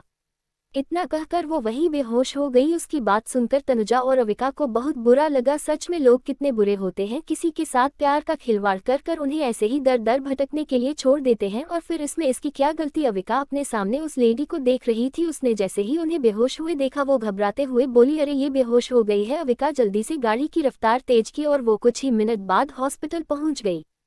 हॉस्पिटल आने के बाद उसने जल्दी से डॉक्टरों को बुलाया। डॉक्टर स्ट्रेचर पर नेहा को लेकर चले गए। कुछ देर चेकअप करने के बाद डॉक्टर बाहर आकर से बोले, वो बिल्कुल ठीक है, हमने अभी उन्हें दवा दी है। नर्स उनके कपड़े चेंज कर रही है। उनके शरीर पर काफ़ी मिट्टी और गंदगी लगी हुई थी जिसकी वजह से उन्हें इन्फेक्शन हो सकता था, इसलिए नर्स उन्हें क्लीन कर रही है। अभी आपको यही कुछ देर इंतजार करना होगा। क्या मैं ये जान सकता हूँ कि ये आपकी है कौन? अविका नेहा को ग्लास विंडो से देख रही थी। उसने डॉक्टर की सवालों का कोई भी जवाब नहीं दिया। वो नेहा को बहुत गौर से देख रही थी। नर्स नेहा के कपड़े चेंज करने को हुई, इसीलिए उन्होंने रूम के दरवाजे पर पर्दा डाल दिया। अचानक डॉक्टर की बात सुनकर उसे एक ही शब्द माँ। उस डॉक्टर के पास एक वार्ड बॉय आया और बोला, सर पेशेंट का नाम क्या है और वो अविका मैडम की क्या लगती है? डॉक्टर उस वार्ड बॉय की तरफ देखकर बोला, अरे बेवकूफ़, अभी उसने कहा तो था वो उसकी माँ है और उनका नाम मिसेज सिंह लिख दो, तो जाओ अभी उनका नाम लिखो। और वो डॉक्टर और बोर्ड वहाँ से मुस्कुराते हुए चले गए। वहीं तनुजा हैरान होकर बोली, ये क्या बकवास कर रही थी तू? डॉक्टर से तूने ये क्यों कहा कि वो तेरी माँ है? वो तेरी माँ कहाँ से बनी? अविका जैसे अपने होश में आए वो हैरान होकर बोली, क्या मैंने ये कहा? तनुजा बोली, तेरा दिमाग आज कहाँ पर है? तू अभी भी उस सानिया की बातों को याद कर रही है? तुझे पता भी है तूने क्या बोला है? अभी अभी तूने उस डॉक्टर से नेहा आंटी को अपनी माँ बताया है और डॉक्टरों ने भी उनका नाम मिसेज सिंह रख दिया है। तेरे पापा को पता चली तो? अविका ने कहा, बाद में संभाल लेंगे, फिलहाल इस सवाल को यही खत्म करो। लगभग 15 मिनट बाद उस रूम से लेडीज डॉक्टर और नर्स बाहर आ गई और अविका की तरफ देखकर मुस्कुराते हुए बोली, अरे अविका जाओ और जाकर मिल लो उनसे। अविका मुस्कुराते हुए हाँ में सिर हिलाया और वो वार्ड में अंदर चली गई। एक्चुअली ये हॉस्पिटल सिंह परिवार से ही रिलेटेड था, इसलिए वहाँ के जितने भी डॉक्टर और नर्स थी सबको पता था कि अविका उनके मालिक की बेटी है। अविका जैसे ही तनुजा के साथ अंदर गई उसके कदम दरवाजे पर ही रुक गए। बैग पर लेटी हुई नेहा को जैसे ही अविका ने देखा वो अपनी आंखें बड़ी बड़ी करके नेहा को देखने लगी। नेहा बहुत खूबसूरत थी, वो अविका की खूबसूरती से टक्कर दे सकती थी। हालांकि वो अविका से उम्र में काफी बड़ी थी, पर वो अभी भी 25 या 26 साल की लग रही थी। हालांकि वो 29 साल की थी। नेहा की बड़ी बड़ी घनी घनी पलकें थी, पतले गुलाबी होठों, सुंदर सी छोटी सी नाक और सुंदर चेहरा जिसमें वो बेहद खूबसूरत लग रही थी। नेहा अभी भी भले ही सो रही थी, पर वो सोते हुए भी बहुत खूबसूरत लग रही थी। नर्स ने उनके बाल हेयर ड्रायर से सूखा दिए थे और उनके बाल अभी बेड पर फैले हुए थे, जिसकी वजह से वो अभी भले ही हॉस्पिटल के कपड़े पहने हुए थी, पर उनकी सुंदरता में कोई भी कमी नहीं आई थी। तनुजा अपनी कोनी अविका को मारते हुए थोड़ी मजाकिया अंदाज में बोली, मुझे नहीं पता था अविका, तेरी माँ बड़ी सुंदर है यार, देख तो तेरी नई नई बनी माँ कितनी खूबसूरत है। अविका घूरते हुए तनुजा से बोली, चुप रहो तुम अभी। अविका नेहा के पास जाकर चेयर पर बैठ गई और उनका हाथ अपने हाथों में पकड़ लिया। जैसे ही नेहा ने अपने हाथ पर किसी का हाथ देखा, उसने अपनी आंखें खोल दी और अविका को देखकर मुस्कुराते हुए बोली, अरे अविका, अच्छा हुआ तुम आ गई, देखो ये हॉस्पिटल कितना लग्जूरियस है, मुझे यहाँ से जल्दी डिस्चार्ज करवा दो वरना तुम्हारे बहुत पैसे खर्च हो जाएंगे। उसकी इतनी मासूम भरी बात सुनकर अविका बोली, डोंट वरी आंटी, ये हॉस्पिटल भले ही काफी लग अच्छा है, पर ये सरकारी है और यहाँ पर ज्यादा पैसे नहीं जाते हैं। अविका की बात सुनकर तनुजा हैरान होकर अपने मन में बोली, हे अंकल ने ये हॉस्पिटल सरकारी कब बनाया? यहाँ इंडिया के टॉप लोग ही अपना इलाज करवा सकते हैं और ये मेरी दोस्त है, इसने अपनी माँ बनाने के लिए सामने वाले से ही झूठ बोल दिया। वाह बेटा वाह, तू तो बहुत बड़ी वाली एक्टर निकली। पर उसने कुछ नहीं कहा। नेहा हैरान होकर बोली, क्या सच में ये हॉस्पिटल सरकारी है? मुझे नहीं पता था कि सरकारी हॉस्पिटल में भी इतना अच्छा फैसिलिटी मिलता है। और वो बेड पर उठकर बैठ गई और बोली, पर फिर भी मुझे अब यहाँ से चलना चाहिए। नेहा हैरान होकर बोली, क्या सच में ये हॉस्पिटल सरकारी है? मुझे नहीं पता था कि सरकारी हॉस्पिटल में भी इतना अच्छा फैसिलिटी मिलता है। और वो बेड पर उठकर बैठ गई और बोली, पर फिर भी मुझे अब यहाँ से चलना चाहिए। अब आगे अविका बोली, आप कहाँ जाओगी? अभी आपको आराम करने की सख्त जरूरत है और आपकी तबीयत अभी सही नहीं है। वो लेडी जो कि नेहा थी बोली, मुझे कैसे भी कर अपने गांव जाना है और मुझे अपनी जिंदगी की एक नई शुरुआत करनी है। मैंने भले ही अपने लोगों को बहुत धोखा दे दिया है, पर मैं अब किसी का भी दिल दुखाना नहीं चाहती हूँ। अविका बोली, आपके परिवार में आप कौन है? नेहा उदास होकर बोली, अब मेरे परिवार में मेरा अपना कोई नहीं है। मेरे पापा अपने अकेले परिवार के बेटे थे और उनकी अकेली बेटी मैं थी। अब हमारा अपना कोई नहीं है, जो भी है वो बस झूठे रिश्तेदार हैं जो हमारे पापा की जमीन अपने हाथ में रखना चाहते हैं। तनुजा उनके पास आकर बोली, अगर हम कहें कि आप हमारे साथ रहो तो क्या आप हमारी बात पर विश्वास करोगी? नेहा हैरान होकर बोली, देखो तुम दोनों अभी बच्ची हो, अगर मैं कहूँ भी तो तुम्हारे परिवार वाले नहीं मानेंगे और फिर मैं अभी भी तुम्हारे लिए अनजान हूँ समझी, इसलिए तुम लोगों ने मेरी इतनी मदद की है, यही मेरे लिए काफ़ी है। वरना इस जमाने में सारे अमीर बच्चे ऐसे नहीं होते हैं, वो सारे घमंडी होते हैं। अविका नेहा के हाथ पर हाथ रखकर बोली, अगर आपको नई शुरुआत करनी है तो आप हमारे साथ, आप आज से हमारे घर पर रहेंगी। नेहा परेशान होकर बोली, बेटा पर मैं आपको जानती तक नहीं हूँ, ना ही मेरा और आपका कोई रिश्ता है, बिना रिश्ते के मैं आपके साथ कैसे जाऊंगी? अगर कोई मुझसे पूछेगा तो मैं क्या करूंगी? अविका अचानक से बोली, अरे कहना कि मैं आपकी बेटी हूँ। उसकी बात सुनकर नेहा परेशान होकर बोली, अरे ऐसे कैसे? वो शायद थोड़ा झिझक रही थी। अविका आराम से बोली, मेरे पापा आपको कुछ नहीं कहेंगे, जैसा जैसा मैं कहूँ आप वैसा वैसा कीजिए। अब आप इतना तो कर सकती हैं, मैंने आपकी जिंदगी बचाई है, सही कहा ना? उसकी बात सुनकर नेहा बोली, ठीक है, हम एक राजपूत हूँ और हम तुमसे वादा करते हैं, तुमने हमारी जिंदगी बचाई है, तुम हमसे कुछ भी मांग सकती हो, हम तुम्हें वो दूंगे जो तुम्हें चाहिए होगा। तुमने हमारी जिंदगी बचाई है, हम तुम्हारी पूरी जिंदगी एहसानमंद रहेंगे। अविका अपना हाथ आगे करते हुए बोली, ठीक है, फिर आप मुझसे वादा कीजिए कि मैं आपसे जिंदगी में एक ऐसी चीज मांगूंगी और आप मुझे वो दोगी। नेहा ने अविका के हाथों की तरफ देखा और बोला, ठीक है, हम वादा करते हैं तुमसे, तुम हमसे जो भी मांगोगी हम तुम्हें वो देंगे। अविका के चेहरे पर खुशी साफ साफ दिख रही थी। डॉक्टरों से कुछ बात करने के बाद नेहा अविका और तनुजा के साथ सिंह विला के लिए निकल गई। हालांकि उसे थोड़ी घबराहट हो रही थी कि वो पहली बार अविका से आज मिली थी और वो लड़की उससे अपने घर जा रही थी, इसलिए उसे थोड़ी चिंता हो रही थी, क्योंकि अभी भी वो किसी पर इतने आसानी से भरोसा नहीं कर सकती थी, क्योंकि धोखे की वजह से ही आज उसकी जिंदगी दुखों से भरी हुई थी। पर तनुजा और अविका को देखकर उसे अच्छी वॉइस आ रही थी। उसे नहीं लग रहा है कि वो दोनों लड़कियां उसे कुछ चोट पहुंचाएंगी। अगर उन्हें चोट पहुंचाना ही होता तो वो पहले ही उसके साथ नहीं होती और ना ही उसे इतने अच्छे हॉस्पिटल में लेकर नहीं जाती। कुछ देर बाद उनकी कार सिंह विला में आ गई। नेहा इतने बड़े घर को देखकर हैरान हो गई। वो अविका को देखकर हैरान होकर बोली, क्या तुम्हारा ये घर है? ये घर तो इतना सुंदर, इतना बड़ा है, ये तो उस हॉस्पिटल से भी ज्यादा लग्जरियस है। सच बताओ अविका, हमें बहुत डर लग रहा है, कोई क्या कहेगा? नहीं अविका, हम तुम्हारे साथ नहीं जा सकते हैं, क्या तुम्हारी माँ तुम्हें नहीं डांटेंगी? अविका उदास होकर बोली, मेरी कोई माँ नहीं है, मैं और मेरे पापा यहाँ रहते हैं। अविका नेहा की तरफ देखकर तनुजा से बोली, और ये मेरी दोस्त है। नेहा ने मुस्कुराते हुए हाँ में सिर हिलाया। तनुजा, नेहा और अविका तीनों सिंह विला के अंदर आ गए। उन्होंने देखा राजवीर जी और अनुष्का सोफे पर बैठकर कॉफी पी रहे थे। वैसे भी अभी शाम के 5:00 बज रहे थे। राजवीर जी ने जैसे ही तनुजा और अविका के साथ में अनजान लेडी को देखा, वो खड़े होते हुए बोले, अविका बेटा ये कौन है? वही अविका के साथ एक औरत को देखा और उसको देखकर अनुष्का शॉक्ड रह गई। उसने अपनी पूरी जिंदगी में इतनी सुंदर औरत को नहीं देखा था। नेहा वाकई में बहुत खूबसूरत थी। नेहा ने अभी एक सूट डाला हुआ था जो कि अविका ने हॉस्पिटल के पास वाले मॉल से ही खरीद के दिया था। वो सूट ज्यादा फिट नहीं था, पर फिर भी नेहा उसमें बिल्कुल एक अमीर लेडी लग रही थी। और अविका और नेहा दोनों एक दूसरे को अपनी खूबसूरती से टक्कर दे रही थी। एक तरफ 18 साल की मासूमियत से भरी अविका जो अभी एक खिलता हुआ गुलाब थी, और वही एक 30 साल की लेडी जो कि एक खिला हुआ फूल थी। तनुजा जैसे ही कुछ बोलने को हुई कि अविका आगे आते हुए बोली, डैड इनसे मिलिए, ये है नेहा आंटी। फिर नेहा की तरफ मुड़कर बोली, लेकिन मुझे आपका पूरा नाम नहीं पता है, आप मुझे अपना पूरा नाम बताएं। नेहा अपनी सुरीली आवाज में बोली, वो हमारा नाम नेहा प्रताप सिंह है। राजवीर जी नेहा को बहुत गौर से देख रहे थे। सच में नेहा बहुत खूबसूरत थी और उसकी इतनी प्यारी आवाज सुनकर ऐसा लग रहा था जैसे कानों में किसी ने मिश्री घोल दी हो। राजवीर जी भले ही 45 साल के थे, पर उन्हें खुद को काफी अच्छे से मेंटेन करके रखा था। उसकी काफी अच्छी बॉडी थी। वो अभी भी एक 30 साल के आदमी को टक्कर दे सकते थे, क्योंकि अविका उसकी पहली बेटी थी जो सिर्फ 1 महीने पहले ही 18 साल की हुई थी। वही अनुष्का नेहा को देखकर जल बुझ रही थी। वो अविका को घूरते हुए बोली, तो तुम इसे यहाँ क्यों लेकर आए हो, और ये है कौन?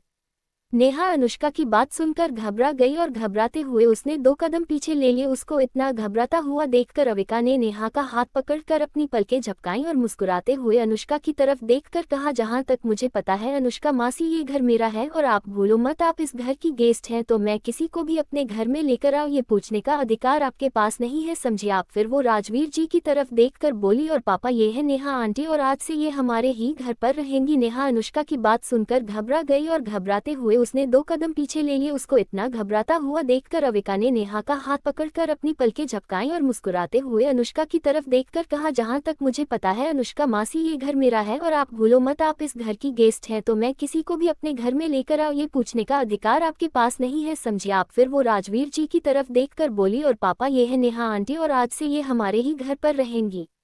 अब आगे अनुष्का उसकी बात सुनकर राजवीर जी की तरफ देखकर बोली, लेकिन ऐसे कैसे, ये यहाँ रह सकती है, और क्या इसका खुद का घर नहीं है? कपड़े से तो काफी अच्छे खानदान की लग रही है, फिर ये हमारे घर पर क्यों रहेगी? तनुजा अविका की बात को सही करते हुए बोली, आंटी हमारे घर नहीं, अविका का घर, अविका सिंह का घर, ना कि आपका। अनुष्का ने घूरकर तनुजा को देखा, पर तनुजा ने अनुष्का को पूरी तरह से इग्नोर कर दिया। राजवीर जी मुस्कुराते हुए बोले, बेटा ये तुम्हारा घर है, और फिर अगर तुम यहाँ पर मिस नेहा को लेकर आ रही हो तो जरूर इसके पीछे कोई वजह होगी।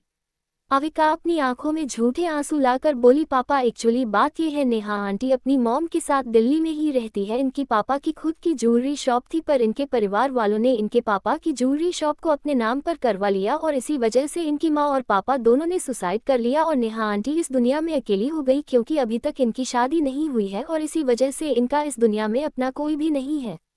वही नेहा अविका की बात सुनकर हैरान हो गई। वो जैसे ही कुछ बोलने को हुई कि अविका ने नेहा का हाथ हल्के से दबा दिया और कुछ भी बोलने से मना कर दिया। राजवीर जी हैरान होकर बोले, क्या इनकी अभी तक शादी नहीं हुई है? अविका ने ना में सिर हिला दिया। अनुष्का को कुछ अच्छा नहीं लग रहा था। उसने शक करते हुए नेहा को देखा। वो अपने मन में बोली, पता करना होगा कि अविका ये औरत को यहाँ क्यों लेकर आए है, कहीं ये मेरे प्लेन को बर्बाद ना कर दे। राजवीर जी नेहा को देखकर बोले, कोई बात नहीं है, आप जब तक चाहे यहाँ रह सकती है। नेहा ने राजवीर जी को देखा और मुस्कुराते हुए हाँ में सिर हिलाया। वही राजवीर जी तो नेहा के मुस्कान में ही खो गए। तनुजा की आवाज से वो अपने होश में आए। राजवीर जी मेड की तरफ देखकर बोले, जाए और जाकर दूसरा गेस्ट रूम रेडी करवाए। अविका जल्दी से बोली, अरे इन्हें गेस्ट रूम में रहने की क्या जरूरत है, वो आपके पास वाला रूम है ना पापा, उसमें ये रहेंगी। अनुष्का अपने दांत पीसते हुए बोली, अविका तुमने जब मुझे गेस्ट रूम में रहने को कहा है, फिर ये क्यों वीर जी के पास वाले रूम में रहेंगी? मुझे लगता है मुझे वहां शिफ्ट होना चाहिए। वो जैसे ही अपने रूम में जाने को हुई कि अविका ने कहा, मैंने सुबह ही रूम साफ करवाया है और फिर उस रूम से थोड़ी दूर पर ही मेरा रूम है, पापा प्लीज आप हाँ कर दीजिए, उसने बहुत मासूमियत से कहा। तो राजवीर जी ने हाँ में सिर हिला दिया। अनुष्का कुछ कहने को हुई कि अविका और तनुजा नेहा को लेकर वहां से भाग चुकी थी। नेहा रूम में आकर अविका से बोली, अविका वो औरत कौन थी और वो तुमसे ऐसे क्यों बात कर रही थी जैसे वो घर की मालकिन हो? क्या वो तुम्हारी दूसरी माँ है? अविका जल्दी से बोली, नो वे, वो चुड़ैल मेरी माँ नहीं हो सकती। नेहा बोली, गलत बात है अविका, किसी को ऐसे नहीं बोलते हैं, वो तो तुम्हारी माँ की उम्र की है। अविका सीरियस होकर बोली, मैं आपको इस घर में लेकर आई हूँ, आपको इस घर में अपनी जगह खुद बनानी होगी, समझी आप। नेहा परेशान होकर बोली, लेकिन हम कैसे, और ये तुम कैसी बातें कर रही हो। अविका नेहा का हाथ पकड़कर बोली, हाँ मैं सही कह रही हूँ, ये जो नीचे खड़ी हुई थी वो बिल्कुल अच्छी नहीं है, उन्हें मेरे पापा से झूठी शादी करने की पड़ी है और वो सारी जमीन अपने नाम करवाना चाहती हैं, समझे आप। तो आपको जब भी वो धमकाएं या कुछ भी कहे तो आपको उनका डटकर सामना करना होगा, ठीक है, आपको बिल्कुल डरने की जरूरत नहीं है। नेहा ने हाँ में सिर हिलाया तो तनुजा बोली, अच्छा आप आराम कीजिए, अभी आपको आराम करने की जरूरत है, हम आपसे बाद में मिलने आएंगे। अविका ने मुस्कुराते हुए कहा, हाँ आपको अभी आराम करना चाहिए, और वो दोनों वहां से चली गई। नेहा ने एक बार उधर देखा जहां से अविका और तनुजा गई और खुद से ही बोली, भगवान कितना अजीब है ना, भगवान ने सारे रास्ते बंद कर दिए तो हमारे लिए एक ऐसा रास्ता खोला जिसका रास्ता सीधे तुम लोगों के घर को आया। हम भी तुमसे वादा करते हैं अविका, जिस तरह से तुमने हमारी जान बचाई है उस तरह से हम भी तुम्हारे ऊपर आने वाले हर खतरे से तुम्हारी जान बचाएगी, ये हमारा वादा है तुमसे, नेहा प्रताप सिंह का वादा है। अविका अभी अपने रूम में थी, उसने अभी एक पर्पल कलर का शर्ट टॉप और नीचे शॉर्ट्स पहने हुए थे जिसकी वजह से अविका की पतली कमर साफ दिख रही थी, शॉर्ट्स अविका की धाई तक आ रहे थे। अचानक अविका के रूम में किसी ने नॉक किया, अविका ने जल्दी से दरवाजा खोल दिया क्योंकि उसे लगा कि अभी दरवाजे पर तनुजा होगी, लेकिन जैसे ही अविका ने सामने देखा तो हैरानी से उसकी आंखें बड़ी बड़ी हो गई। दरवाजे पर अभी अभिमन्यु खड़ा हुआ था। अविका जो अभी तक अपने होश में नहीं थी, पर जैसे ही उसे अपनी हालत के बारे में पता चला वो तुरंत हड़बड़ाकर बाथरूम की तरफ भागती है, क्योंकि भले ही वो अभिमन्यु की पत्नी थी लेकिन आज तक ना कभी पहले वाली अविका अभिमन्यु के सामने ऐसे आती थी और ना ही मानसी ऐसे अभिमन्यु के सामने आ सकती थी। हड़बड़ी में बाथरूम की तरफ भागने की वजह से उसका पैर सोफे से लग गया और वो जैसे ही गिरने को हुई थी अचानक उसे महसूस किया कि वो नीचे नहीं गिर रही। जब अविका ने अपनी आंखें खोली तो अभिमन्यु अभी उसकी कमर पकड़कर खड़ा हुआ था। अभिमन्यु अभी अविका की आंखों में देख रहा था, जहां अभी अविका की आंखों में डर, घबराहट, झिझक और शर्म साफ साफ दिखाई दे रही थी। अभिमन्यु अविका को देखता है जिसने टॉप और शॉर्ट्स पहनी हुई थी जिसमें उसकी कमर कयामत उठा रही थी। अभिमन्यु जो अविका को बहुत गौर से देख रहा था, अचानक उसकी नज़र अविका के होठों पर जम गए। अभिमन्यु को इस तरह खुद को देखना और उसकी इतनी पास होने पर अविका ना ही उसे दूर होने की कोशिश कर रही थी और ना ही उसका मन अभिमन्यु से दूर होने का हो रहा था, लेकिन धीरे धीरे उसकी सांसें तेज होने लगी। अभिमन्यु की नज़र अभी भी अविका की गोरी और पतली सी कमर पर थी, जिससे उसकी पकड़ अविका की कमर पर मजबूत हो गई। वो जैसे ही अविका के होठों पर किस करने के लिए झुका कि तभी अचानक किसी ने डोर पर नॉक किया। आवाज सुनकर अभिमन्यु और अविका दोनों होश में आए, लेकिन अभिमन्यु को अविका की खुली कमर याद आ गई जो बहुत आकर्षक लग रही थी। अविका जैसे ही बाथरूम में जाने को हुई कि अचानक अभिमन्यु ने अविका को वापस अपने पास खींच लिया और अपना कोट उतारकर अविका को पहना दिया। फिर उसने अविका की कमर पूरी तरह से कवर कर दिया। उसको ऐसा करते देख अविका हैरानी से अपनी आंखें बड़ी बड़ी करके अभिमन्यु को देखती है। अभिमन्यु दरवाजे की तरफ देखकर बोला, कम इन। मेड अंदर आते हुए बोली, सर मैडम, बड़े मालिक नीचे लंच पर आपका इंतजार कर रहे हैं। अभिमन्यु ने कहा, ठीक है, हम 15 मिनट में आते हैं। मेड ने हाँ में सिर हिलाया और वहां से वापस जाते हुए दरवाजा लॉक कर दिया। अब वहां की सिचुएशन थोड़ी ऑकवर्ड हो गई थी। माहौल को हल्का करने के लिए अविका बोली, आप जाइए, मैं चेंज कर आती हूँ, लेकिन अभिमन्यु ने मना कर दिया और उसको देखने लगा। अविका कुछ देर पहले जो हुआ उसे याद करके थोड़ी नर्वस हो जाती है और वो अभिमन्यु को देखती है, पर घबराहट की वजह से वो जल्दी से अपना सिर नीचे झुका लेती है। अभिमन्यु अविका की तरफ आने लगता है तो अविका घबराकर पीछे होने लगती है। अचानक उसके कदम पीछे दीवाना आ जाने की वजह से रुक जाते हैं। उसकी इतनी हिम्मत नहीं हो रही थी कि वो अभिमन्यु से कुछ कह सके। अविका जल्दी से दूसरी तरफ जाने के लिए मुड़ती है, लेकिन अभिमन्यु उस साइड दीवार पर अपना हाथ रख देता है तो अविका उसके ऑपोजिट साइड में जाने के लिए मुड़ी, पर अभिमन्यु उस साइड पर भी अपना हाथ रख देता है। अविका अभिमन्यु के दोनों हाथों के बीच में अब फंस चुकी थी। अचानक अभिमन्यु अविका की कमर पर अपनी पकड़ मजबूत कर देता है। अविका अपनी नज़र उठाकर अभिमन्यु को देखती है, जहां अभिमन्यु की आंखों में गुस्सा साफ साफ दिख रहा था। अविका एक पल को तो अभिमन्यु की आंखों में देखकर सहम सी जाती है, क्योंकि पता नहीं क्यों पर अभी उसे अभिमन्यु से बहुत डर लग रहा था। उसे इस बात का रीजन तो समझ में नहीं आया कि अभिमन्यु अभी गुस्से में क्यों है, क्योंकि उसने तो अभी कुछ कहा ही नहीं। अविका घबराकर जल्दी से बोली, क्या हुआ। अभिमन्यु ने अविका की कमर पर अपनी पकड़ और मजबूत करते हुए बेहद कड़ा शब्द में कहा, याद रखना, अगली बार अगर किसी ने तुम्हारी कमर देखी तो मैं उसको मार दूंगा, क्योंकि ये हक सिर्फ और सिर्फ अभिमन्यु राय सिंघानिया का है और तुम्हें ये खुद डिसाइड करना है कि दूसरे लोगों को जिंदा कैसे रखना। देखना है तो खुद की कमर को हमेशा कवर कर रखना, समझी। अविका ने सिर्फ हाँ में सिर हिला दिया, क्योंकि अभी उसे अभिमन्यु की गुस्से से बहुत डर लग रहा था। उसने अभिमन्यु की ये साइड पहली बार देखी थी। मानवी को अच्छे से याद था अविका की पिछले जन्म में भी कभी भी अभिमन्यु में उससे इस तरह से कोई बात नहीं कही थी, जिसकी वजह से अभी मानवी को और भी ज्यादा अभिमन्यु के सामने घबराहट हो रही थी। अभिमन्यु ने अविका के ऊपर से कोट उतार कर सोफे पर फेंक दिया और खुद अपने पंजों के बल बैठ गया। उसके ऐसा करने से अविका हैरान हो गई, पर उसने हिलने तक की हिम्मत नहीं की। अभिमन्यु अविका की कमर को बहुत ध्यान से देखने लगा। अविका की कमर पर नाभि के पास में एक तिल था जो उसकी कमर को और भी ज्यादा आकर्षण बना रहा था। अभिमन्यु ने अपने होंठ अविका की कमर पर रख दिए। मैं फोटो कमेंट बॉक्स में डाल दिया है। अभिमन्यु के ऐसा करने से अविका के शरीर अंदर तक कांप गया। अभिमन्यु अविका की पूरी कमर की स्क्रीन पर किस और सीख करने लगा। अविका के रोंगटे खड़े हो गए थे, उसकी आंखों में थोड़ी सी नमी थी। अभिमन्यु अविका की कमर पर अपने बाइट के निशान छोड़कर जैसे ही खड़ा हुआ, अविका की आंखों में नमी देखकर तुरंत उसे अपने गले से लगा लेता है और एक गहरी सांस लेकर बोला, सॉरी गुस्सा करने के लिए, पर तुम्हें ऐसी सिर्फ मैं ही देख सकता हूँ। अविका अभिमन्यु की बात सुनकर जोर जोर से रोने लगी। अभिमन्यु उसके रोने से बहुत ज्यादा परेशान हो गया। उसने अविका को खुद से अलग किया और उसके चेहरे को पकड़कर अपने होंठ अविका के होठों पर रख दिए। वो उसे बहुत प्यार से किस करने लगा। लगभग 10 मिनट बाद उसने अविका को छोड़ दिया। अविका गहरी गहरी सांसें लेने लगी। उसका चेहरा लाल पड़ गया था और वो अभी बहुत खूबसूरत और सेक्सी लग रही थी। अभिमन्यु ने अविका को देखा और उसने अविका को अपनी गोद में उठाकर वहां से बाथरूम में ले लेकर चला गया। उसने अविका को बाथरूम में उतार दिया। वो जैसे ही जाने को हुआ कि अचानक उसकी नज़र अविका की कमर पर पड़ी। बाइट की वजह से वहां पर लाल और नीले निशान बन चुके थे। अभिमन्यु फिर से अपने पंजों के बल बैठ गया। अविका ने अभिमन्यु को देखकर जल्दी से कहा, नहीं फिर कभी भी ऐसे कपड़े नहीं पहनूंगी, आई प्रॉमिस यू। अभिमन्यु ने अविका की बातों को इग्नोर किया और उसकी कमर पकड़कर अपनी चेहरे के सामने कर ली। शर्म की वजह से अविका ने अपनी आंखें बंद कर ली, लेकिन इस बार उसे एक मीठा सा एहसास हुआ। वो अभिमन्यु के होठ अपनी कमर पर चलते हुए साफ महसूस कर सकती थी। अभिमन्यु ने उस जगह पर एक हल्की सी किस की जहां कुछ देर पहले उसने बाइट किया था। वो खड़ा हुआ तो अविका को देखकर उसके चेहरे पर एक मुस्कान आ गई। वो अविका की तरफ झुका और उसके कान में हल्के से बोला, मैं नीचे तुम्हारा इंतजार कर रहा हूँ, और उसके कान में हल्की सी किस करके चला गया।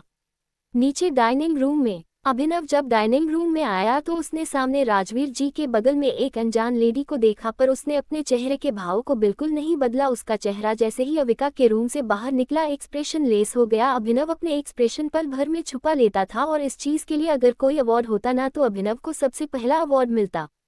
अभिमन्यु जाकर अपनी चेयर पर बैठ गया। उसने देख तो अनुष्का को भी लिया था, पर उससे उसे कोई फर्क ही नहीं पड़ता था। उसे तो सिर्फ राजवीर जी और अविका से मतलब था, क्योंकि अविका अपने डैड से बहुत प्यार करती थी और जो चीज़ अविका के लिए पसंद थी तो अभिमन्यु को भला क्यों पसंद नहीं होती।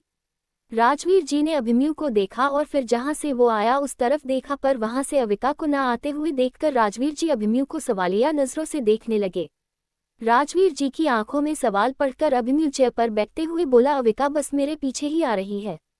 राजवीर जी ने मुस्कुराते हुए सिर्फ हाँ में सिर हिला दिया। वैसे भी अब उनकी बेटी और दामाद का रिश्ता धीरे धीरे सुधर रहा था। उनकी बेटी अपने पति को धीरे धीरे समझने की कोशिश कर रही थी। इससे ज्यादा उन्हें और क्या चाहिए था। सबसे ज्यादा उन्हें टेंशन तो इसी बात की थी, और अब अविका और अभिमन्यु दोनों के बीच सब कुछ धीरे धीरे अच्छा हो रहा था, तो उन्हें भी चिंता करने की जरूरत नहीं थी। वही नेहा गौर से अभिमन्यु को देख रही थी। वो अपने मन में बोली, ये कौन है? खैर अविका से पूछ लूंगी। तभी अविका सीढ़ियों से आती हुई दिखाई दी। वही कपड़ों को देखकर अभिमन्यु के चेहरे पर मुस्कान आ गई, क्योंकि अविका ने अभी एक लॉन्ग कुर्ती और प्लाजो पहना हुआ था, जिसमें वो अभी एक इंडियन इनोसेंट और बेहद खूबसूरत गर्ल लग रही थी। अविका जाकर अभिमन्यु के पास वाली चेयर पर बैठ गई, पर अविका ने अभिमन्यु को एक नज़र भी नहीं देखा, और ये बात अभिमन्यु भी समझ गया कि अभी उसकी वाइफ थोड़ी सी गुस्से में है। पर अब उसे अविका के पास जाने की, उसे छूने की, उसे प्यार करने की उससे इजाज़त थी, और ये उसकी वाइफ ने दी थी, तो उसे पूरा विश्वास था कि वो अपनी वाइफ को चुटकियों में मना लेगा। इसकी उसे चिंता नहीं थी। पर अविका का उससे इस तरह से रूठ जाना उसे अच्छा लग रहा था। ऐसा लग रहा था जैसे मियाँ बीवी में लड़ाई हो जाए और फिर एक पत्नी अपने पति से रूठ जाए और फिर पति अपनी पत्नी को प्यार से मनाए, और होगा भी ऐसा। ये सब अभिमन्यु को बहुत अच्छी फीलिंग दिला रहा था। लेकिन अविका अभी अभिमन्यु को देखकर टेढ़े मेढ़े मुंह बना रही थी, जिसे अविका को देखकर अभिमन्यु खुद को मुस्कुराने से रोक नहीं पा रहा था, क्योंकि अविका एक नज़र अभिमन्यु को देखती फिर अपना मुंह घुमा लेती, और ये कम से कम वो 2-3 बार कर चुकी थी। राजवीर जी जो अपने खाने पर ध्यान दे रहे थे, लेकिन उन्होंने जैसे ही अविका को इस तरह से देखा, वह अपनी एक आईब्रो उठाकर बोले, क्या तुम दोनों में लड़ाई हुई है? क्योंकि अविका तुम जिस तरह से अभिमन्यु को देखकर टेढ़े मेढ़े मुंह बना रही हो, मुझे हंसी आ रही है। अविका अपने मुंह खोले हैरानी से बोली, हाँ आपको हंसी आ रही है? कैसे डैड हो आप? मेरे खुद की बेटी का मजाक बना रहे हो? एक तो अभी मुझे परेशान करते हैं और ऊपर से आप हो कि आपको मुझ पर ही हंसी आ रही है। This is not fair dad, आपसे ये उम्मीद नहीं थी। अविका की शिकायत सुनकर राजवीर जी हंसते हुए बोले, अच्छा बताना तो जरा कि हमारे दामाद जी ने आपको परेशान कैसे किया, फिर हम उनको पनिशमेंट भी देंगे, ठीक है? और फिर वो अभिमन्यु को देखकर बोले, क्यों अभी अपने हमारी बेटी को क्यों परेशान किया? अविका जो अभी बजे से रायता खा रही थी क्योंकि बूंदी का रायता उसका फेवरेट था, वो उसके गले में अटक गया और बुरी तरह से खांसने लगी। अभिमन्यु जल्दी से उसकी पीठ पर एक हाथ फिराने लगा और दूसरे हाथ से पानी पिलाते हुए बोला, अविका प्लीज ध्यान से खाओ। अनुष्का जो कब से ये सब ड्रामा देखकर बोर हो रही थी, वो चुपचाप अपना लंच करने लगी क्योंकि उसे इन सब चीज़ों से कोई फर्क नहीं पड़ता था। अभी फिलहाल उसे खाने की बहुत ज़रूरत है क्योंकि अभी उसे बहुत ज़्यादा ही बड़ा खेल खेलना था, इसलिए उसने अविका पर कोई ध्यान नहीं दिया क्योंकि उसे कोई फर्क नहीं पड़ता था अविका मरे या जिए। लेकिन वही नेहा ने जैसे ही अविका का चेहरा देखा जो खांसी की वजह से लाल कर चुका था, वो जल्दी से खड़ी हो गई और अपने हाथ में ऑरेंज जूस लेकर भागते हुए अविका की तरफ आकर वो ऑरेंज जूस अविका को पिलाने लगी। अविका की आंखों से आंसू निकल रहे थे क्योंकि रायते में मिर्ची थोड़ी ज्यादा थी और वो उसके गले में अटकने की वजह से वो बहुत बुरी तरह से खांस रही थी, जिससे उसकी गर्दन और चेहरा लाल पड़ चुका था। पहले अभिमन्यु के हाथ से पानी पीने से उसे थोड़ी राहत मिली पर जलन अभी भी हो रही थी, लेकिन जैसे ही नेहा ने उसे जूस पिलाया उसकी जलन को थोड़ी राहत मिली। वही अभिमन्यु ने एक नज़र नेहा को देखा और फिर अविका को देखकर थोड़ा डांटते हुए बोला, अविका ये क्या है? थोड़ा हल्के नहीं खा सकती हो? ये खाना तुम्हारे थाली से भाग थोड़ी ना जाएगा और आज से तुम ये रायता नहीं खाओगी। वही अनुष्का जो कि अभी आराम से अपना लंच कर रही थी, उसने जैसे ही नेहा को अविका क्लियर करते हुए देखा तो उसका मुंह बन गया, पर जैसे ही उसने राजवीर जी को देखा जो कि नेहा को बहुत प्यार से देख रहे थे, उसकी मुठिया गुस्से में भींच गई और वो भी झूठ मूठ की फिक्र जताते हुए बोली, अविका बेटा तुम्हें इतनी जल्दी खाना नहीं खाना चाहिए था, आराम से खाओ, देखो अभी कितनी प्रॉब्लम हो रही है तुम्हें। अविका ने एक नज़र नेहा को देखा जिनके चेहरे पर परेशानी साफ झलक रही थी और वो अभी भी अविका के पास खड़ी होकर उसकी पीठ को सहला रही थी। वही अभिमन्यु अभी अविका की फिक्र दिखाते हुए उसे डांट रहा था। ये सब देखकर उसकी आंखें नम हो गई। फिर वो अनुष्का की तरफ देखकर एक व्यंग भरी मुस्कान देकर बोली, आपको मेरी फिक्र हो रही है इसके लिए थैंक यू, बट आप तो अपनी जगह से उठी तक नहीं, चुपचाप अपना लंच कर रही थी। ऐसा लग रहा था जैसे पहले कभी आपने इतना अच्छा खाना खाया ही ना हो। अनुष्का का चेहरा काला पड़ गया। वो जैसे ही कुछ कहने को हुई कि अविक ने उसे पूरी तरह से इग्नोर कर दिया और नेहा को इशारे से वापस अपनी जगह बैठने को कहा तो नेहा वहां से अपनी चेयर के पास चली गई, पर वो अभी भी अविका को देख रही थी। फिर अविका अभिमन्यु की तरफ देखकर बोली, ऐसा कभी नहीं होगा अविका, अपना फेवरेट रायता कभी नहीं छोड़ेंगी? बिल्कुल नहीं, ये मेरा फेवरेट डिश है, समझे? आप एक बार के लिए मुझे आप चॉकलेट मत देना, पर मैं अपना बूंदी का फेवरेट रायता नहीं छोड़ने वाली। अभिमन्यु ने लाचारी से अपना सिर हिलाया और आगे कुछ नहीं बोला क्योंकि उसे पता था कि उसकी लिटिल वाइफ ही बहुत जिद्दी है।